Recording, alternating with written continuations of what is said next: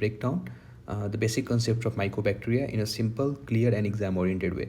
So stay with me and let's get started with our today topic, mycobacteria. So our today topic is mycobacteria. Okay, so let's first talk about its lab feature. Okay, so they are aerobic bacilli, means they grow in the presence of oxygen and rod shaped. Okay, and they are acid fast organism. Okay, so we all know that acid fast organism are that bacteria that resist decolorization by acid alcohol after being stained. Okay, and why this happen? Because this organism cell wall contain high lipid. Okay, that is mycolic acid. Okay, and this make them waxy, thick and resistant to acid, alcohol and many chemicals. Okay, so why acid fast? So that is due to mycolic acid in cell wall. Okay, so now which staining is used for this bacteria? So we do Zerian staining, that is Zell-Nielsen stain. Okay, so they retain red color, that is carbylfuscin, even after acid wash.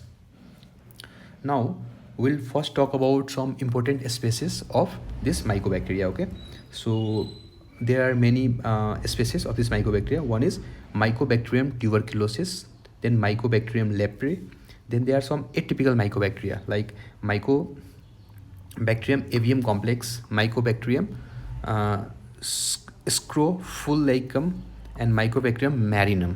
Okay, so we'll learn talk about all these species one by one. Okay, so while talking about Mycobacterium tuberculosis, this bacteria Mycobacterium tuberculosis causes TB, that is tuberculosis in human being. Now this Mycobacterium leprae causes leprosy. Now coming to atypical mycobacteria. Okay, this Mycobacterium avium complex, Mycobacterium scrofullicum and Mycobacterium marinum. Okay, so while talking about Mycobacterium avium complex, okay, this bacteria causes opportunistic infection. Okay, in which patient? In immunocompromised patients. So who are immunocompromised patients? We all know that AIDS patients are immunocompromised because their immune system is diminished. So whenever the CD4 count will be less than 50 in AIDS patient, they will have high chance of getting Mycobacterium avium complex infection. Okay, so in USMLE type exams or any PG entrance exam or NMCL exams, no, you will get this buzzword like they will tell that the AIDS patient will have disseminated infections, their CD4 count is less than 50. Okay, then they will give the options of the different bacteria which bacteria has more chance of causing infections in those patients. Then always remember about Mycobacterium avium complex.